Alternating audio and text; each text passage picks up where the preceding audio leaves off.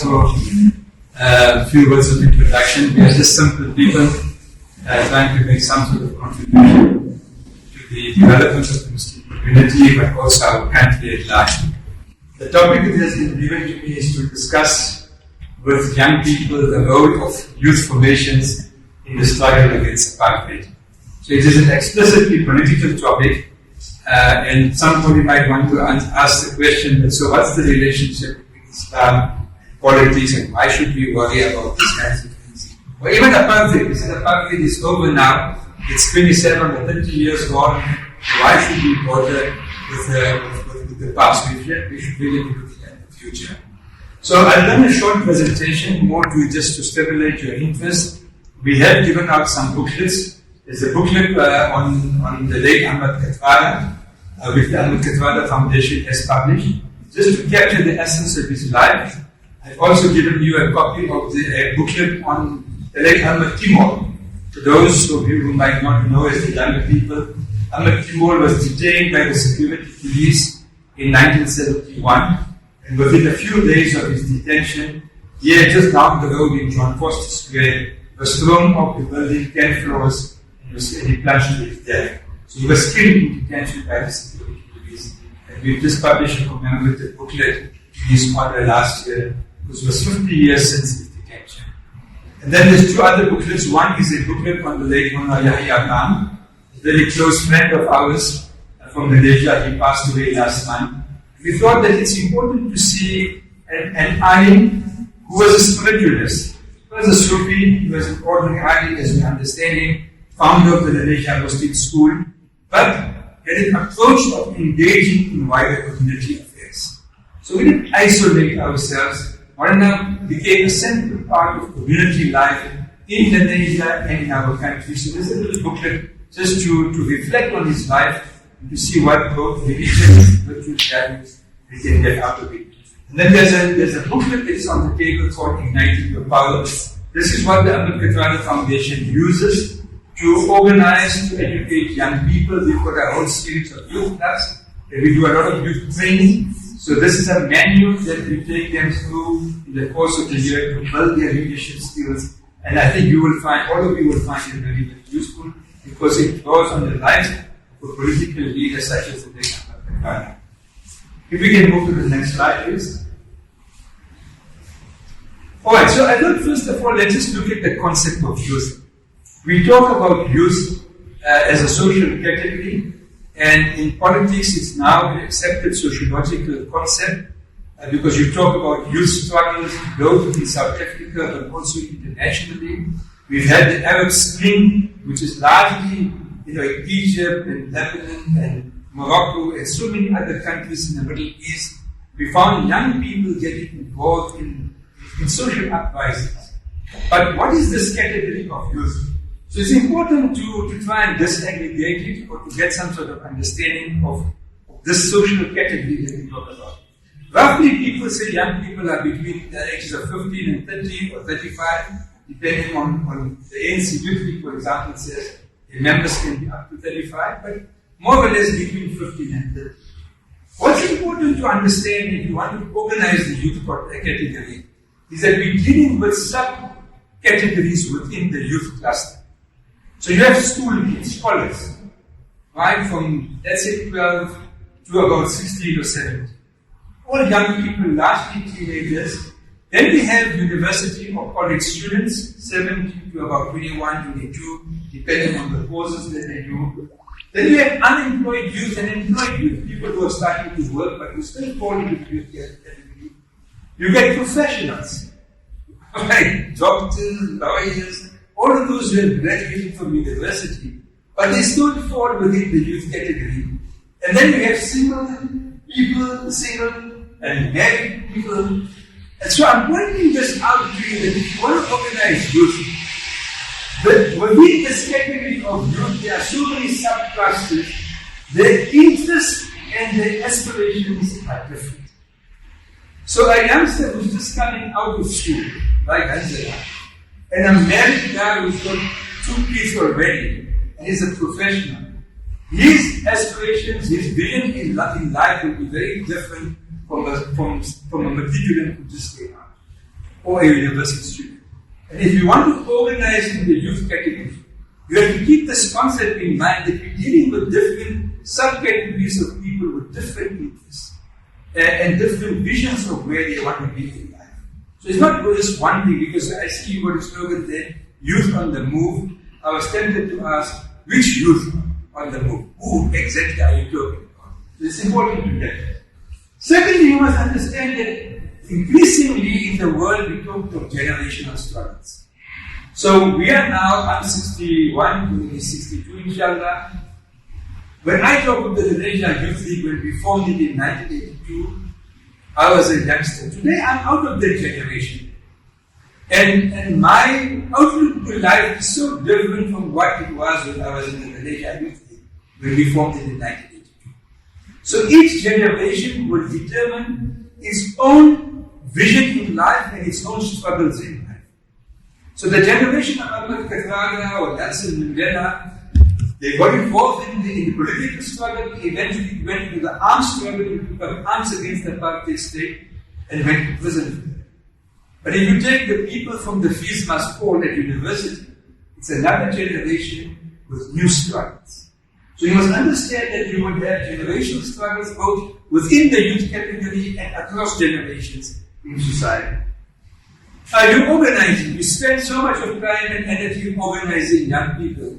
But in a few years, they've graduated, they've grown up, and they get on with life, and they forget about the Deen team or the Malaysia Youth League or your organization. They haven't turned their backs. Life is carrying on, but they don't have the same affiliation and identity. So the task of a youth movement or youth organizer is ever changing. And a time will come when Shaki will be too old to organize young people, because he'll be a grown-up adult and the youngsters will say, but you don't understand us. Right, so it's a fluid and a flux category of people that we're talking about. And then there are different organizational forms. So there are political forms, there are cultural youth organizations, there are clubs, social clubs, there are sporting organizations. As organizing young people, you need to understand the diversity of structures, but globally and in South Africa, there are important youth movements who become major forces in society, very, very influential forces in society. So if you take the Middle East at the moment, almost 60% of the population in the Middle East, or even in the whole African continent, 55% of the population of the African continent is under 30. It means they are youth. And they become very influential because of the masses that they are. In the large, part of the demographics of the country or of the region, they become very influential if they are activated politically or religiously or socially, whatever way. And they become influential movers of society. So, understand that we are multiple organizations, etc. You need to network with them, work with other organizations. But as a youth, you can become very powerful. And then the last thing I want to say is that in our own country, in different periods in our history, so I'm going to give you a snapshot of the last 50 or 60 years, you found that youth played a critical role in reshaping the nature of politics. The older leaders of the Congress movement, or even the Transvaal Congress that we know, were more moderate, more conservative, but when young people came in, they became more militant, more activist, more confrontational. Eventually they took up arms. So the young people bring new energy into an organization, and it's our ability to try and marshal those forces that can take society forward. You can check. Alright, so very quickly, let's just look at the 20 years, 1943, 1953, 1963. There's a book out there by Ismail Vadi, Muslim Portraits in the Anti-Apartheid Struggle. It's available on WhatsApp also, so it's free of charge. And they've got about 100, today they are old, they are veterans, but in this period of 43 to 63, they were young. And it captures their lives and the contribution of these people. So you should be able to, when you have time, try and download that or get it somewhere, and then you can go through it. So in this period, what we had 2 or 3 important youth formations. One was the ANC Youth League, was formed in 1943, and then the Transvaal, in our old Transvaal, the Transvaal Indian Youth Congress. These became very powerful organizations, not large numbers of activists. 50, 60, maximum 100 in the TIYC. The ANC Youth League was much larger.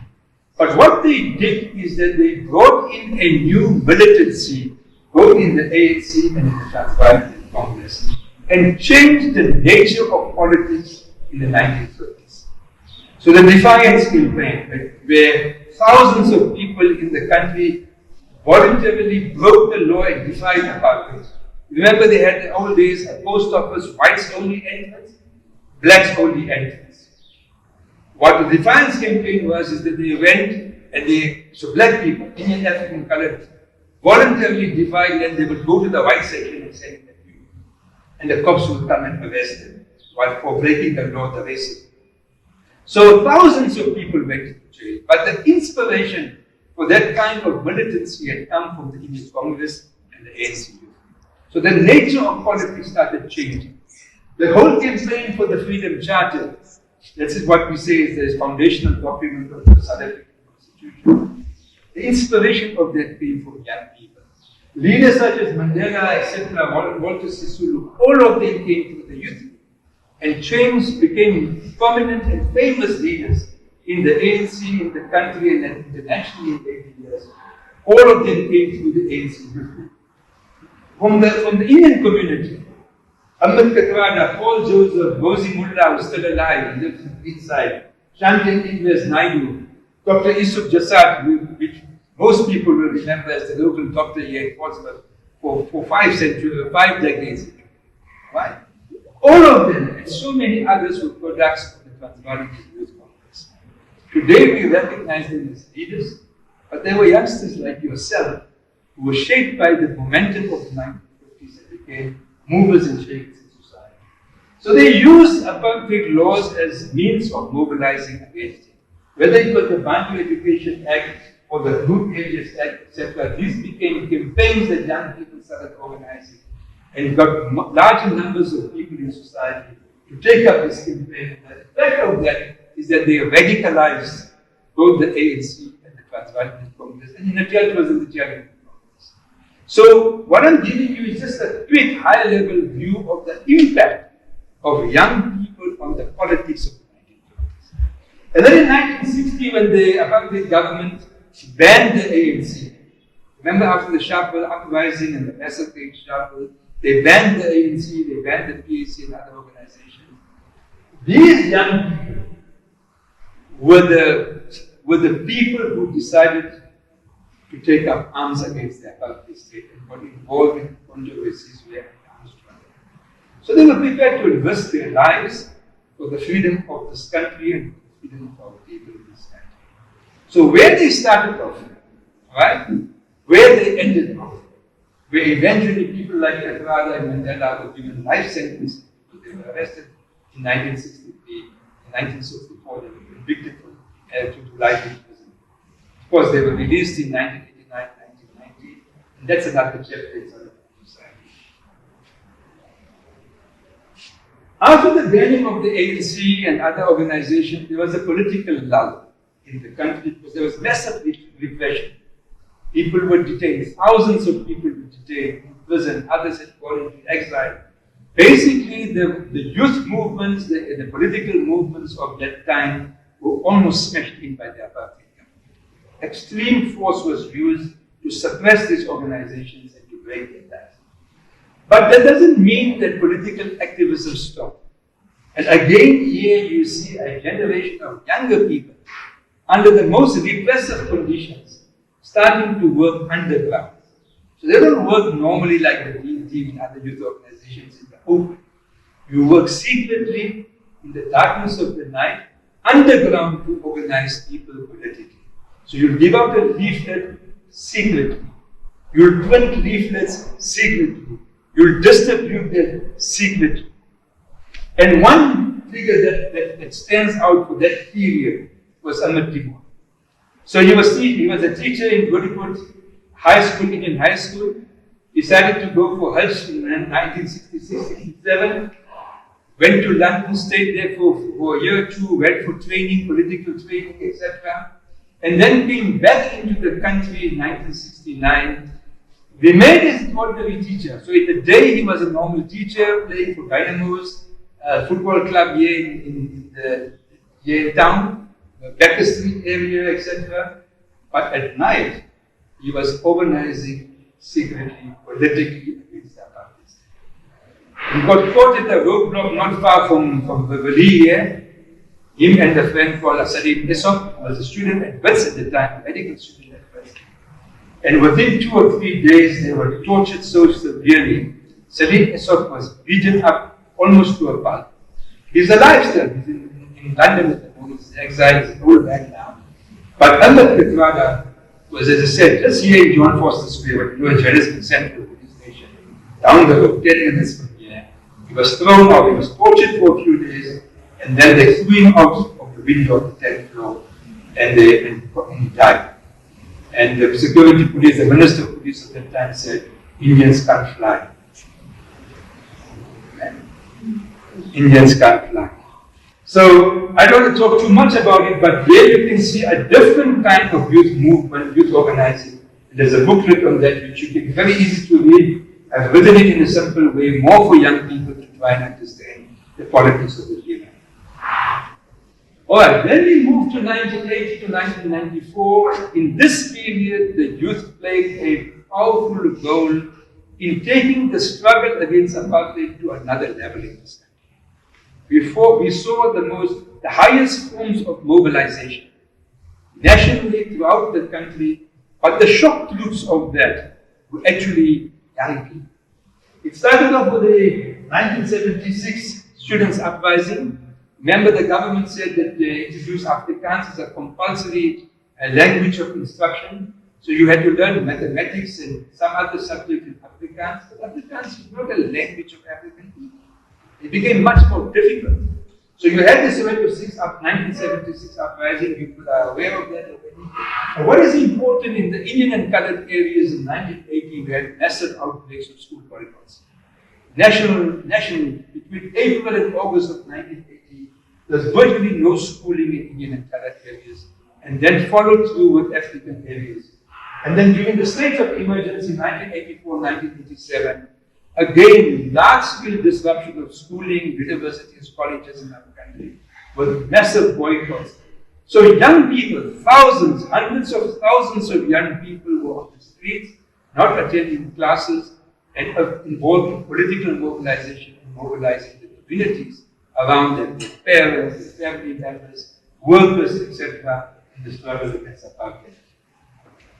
Out of that, you found a whole range of new youth organizations emerging. In the country, there might have been about 500 or 600 youth congresses that emerged in the mid-1980s. So I will talk about our experience in Malaysia. I was alighting there. We formed the Malaysia Youth League in 1982, 5th of June 1982. This year, 5th of June 1982, will be 40 years. I'm busy writing up the history of the Malaysia Youth League. We were 50 or 60 of us, and I can tell you that core of activists that we have, that we produced. Today, if you look at the role they are playing in society, you might have heard of Professor Ismail Vadi. He comes on TV every now and then on the backseat, the Dean of the Medical Faculty with us. Professor Ismail Vadi was with us in the Malaysia Youth League. When we started, nobody knew he'd become Professor Ismail Vadi.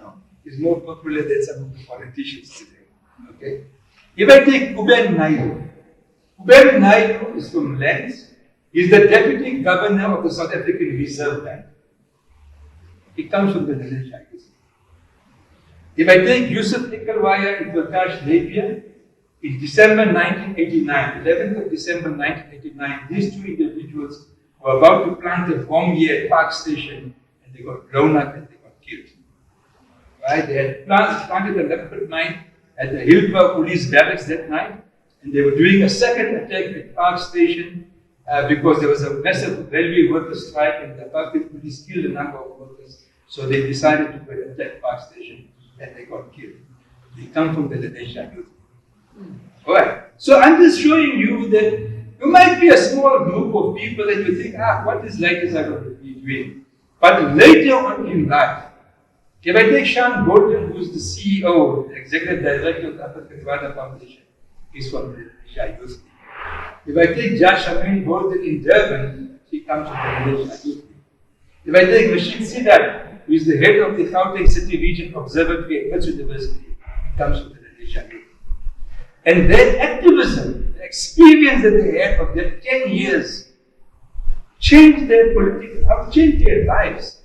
Today they're making such a massive impact on society. In their own way, they have become natural leaders, but the skills that they acquired through this little organization called the Malaysia Youth League has taken them for another 2 or 3 decades in terms of leadership positions. So the youth became the shock troops of the struggle for liberation, and the struggle became a major issue in the 1980s, where ultimately the government couldn't continue ruling in the way that they did in the past, and therefore had to enter into a process of negotiations in 1990, and eventually we had democratic elections in 1994. If we can move on.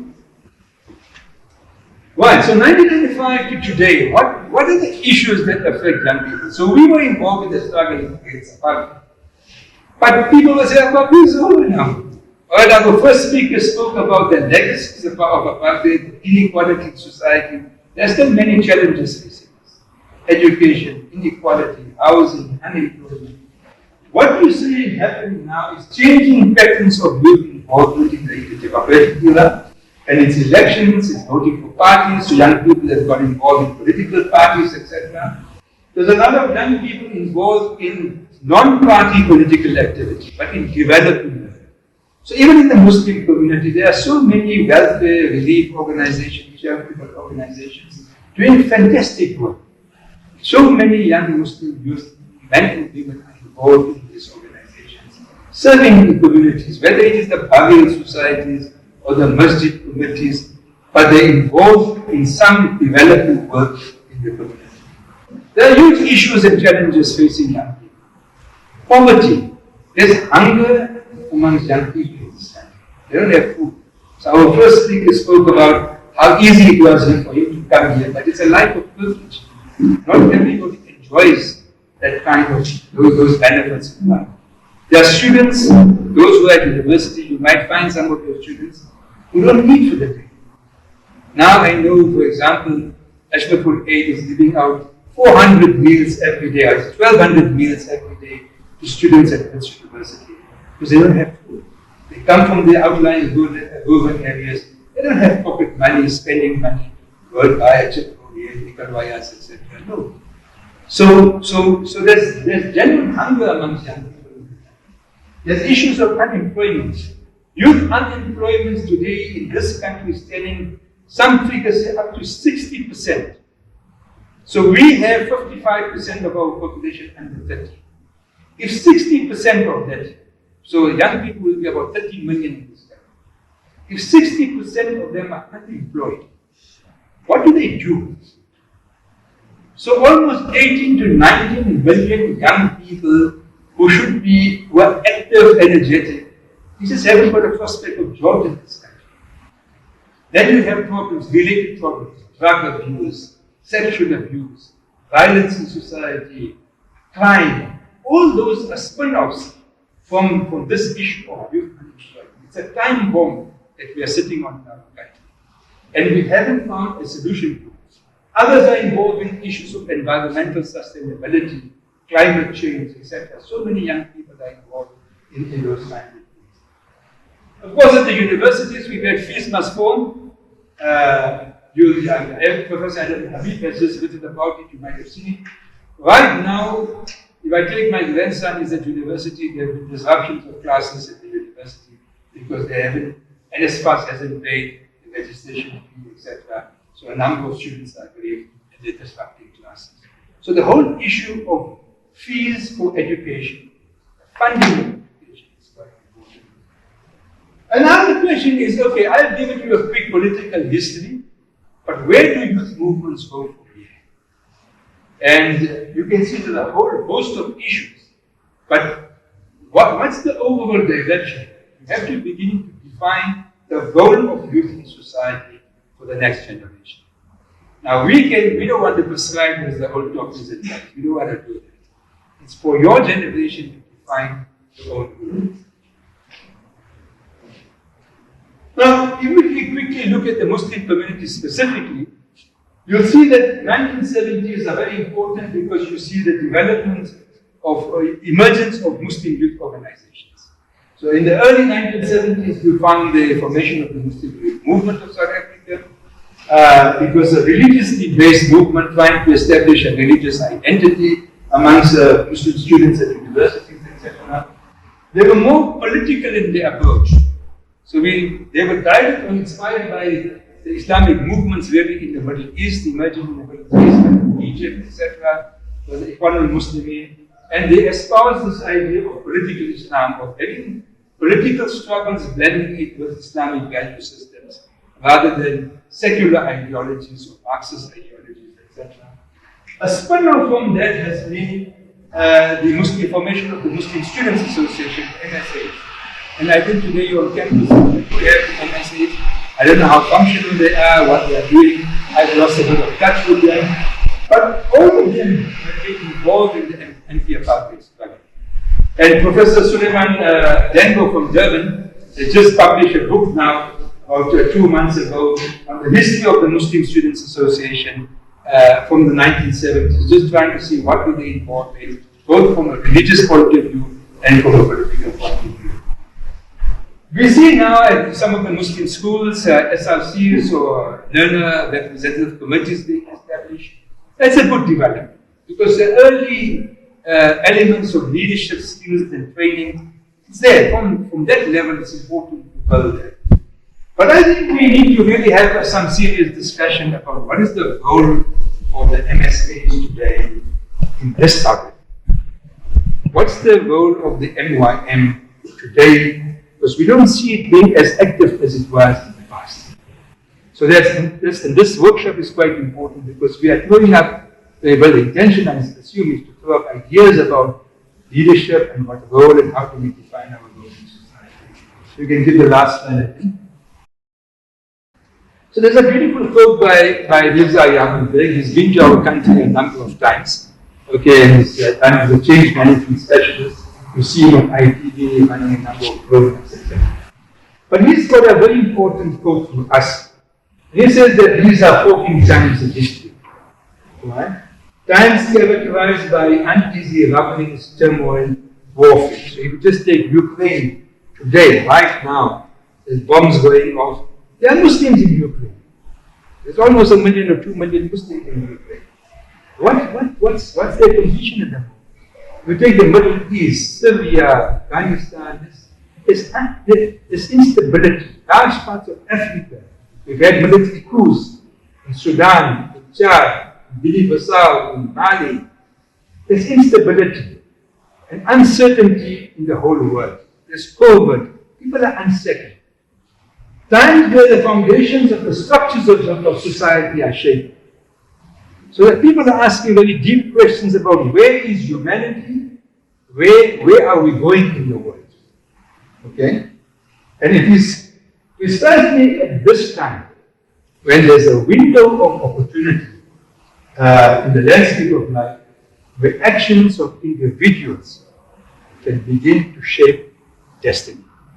So the choice you make as young people, each individual can have a huge impact. You might not believe it, but we just heard the Prophet was an individual. The movement, prophethood, was to an individual. And look at the impact of that on the whole of humanity. So we are at a time when I think very important decisions have to be made about who we are, where we are, and where we're going. And help shape your own thinking about what we should be doing in society.